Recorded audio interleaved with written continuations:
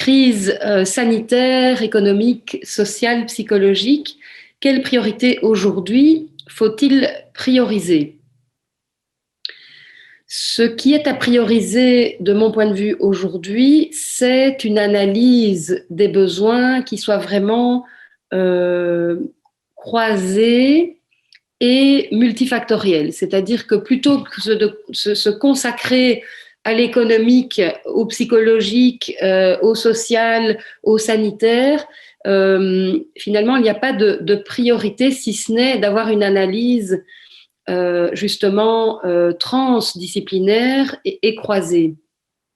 L'autre priorité que je vois actuellement, c'est de communiquer de façon très très sensible avec les personnes, le public. Alors si on voit un niveau macro, évidemment c'est avec la population dans son ensemble, mais aussi peut-être par groupe cible, je dirais de considérer les groupes vulnérables. Nous sommes évidemment toujours dans un danger, nous sommes encore dans cette pandémie qui dure et qui durera encore quelques mois, si ce n'est une petite année. Et donc, face à ces dangers, les mesures prises me semblent encore fort, ce qui est en partie logique, mais fort centrées sur l'intérêt collectif. C'est-à-dire que les mesures visent l'intérêt collectif de la population, mais assez peu de moyens, me semble-t-il, sont mis sur les groupes vulnérables. Et donc, il est possible d'associer les deux.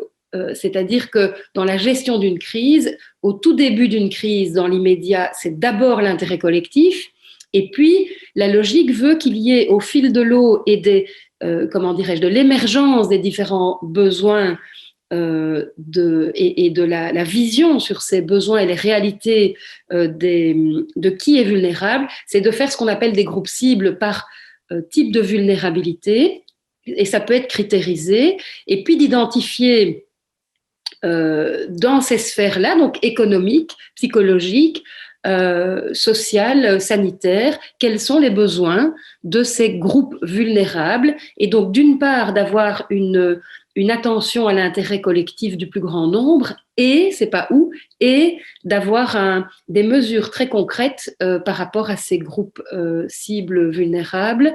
Et je dirais que c'est ça maintenant la priorité, c'est d'associer un travail sur base de vulnérabilité et pas seulement d'intérêt collectif, même s'il est utile tant que le danger est présent, il est nécessaire bien sûr de s'intéresser à ça.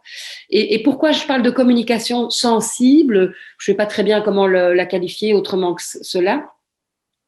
C'est parce que dans la phase actuelle, il y a cette fatigue pandémique très présente. Et le risque par rapport à la gestion de la crise, c'est que la fatigue pandémique, donc cet état finalement de désespoir, de détresse et donc de ras-le-bol par rapport aux mesures prises, risque d'induire une difficulté de suivre ces mesures et peut donner envie à de nombreuses personnes de ne plus les respecter.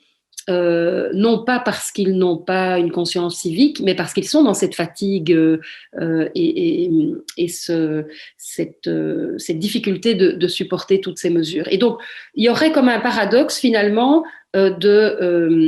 justement de continuer à prendre des mesures très restrictives sans une communication très sensible dans la reconnaissance, pas seulement de suivre les mesures, mais par rapport à ces groupes vulnérables, parce que tout ça est très effectivement très sensible, et il y a besoin d'expliquer, de communiquer. Il y a besoin, je pense, de beaucoup de pédagogie et peut-être de psychopédagogie aussi, sur ce que la crise a comme effet, sur la légitimité de cette fatigue pandémique, cette difficulté et une reconnaissance des vécus des personnes, à tout le moins, même si on ne peut pas trouver de solution magique ou immédiate, étant donné que le danger est toujours là.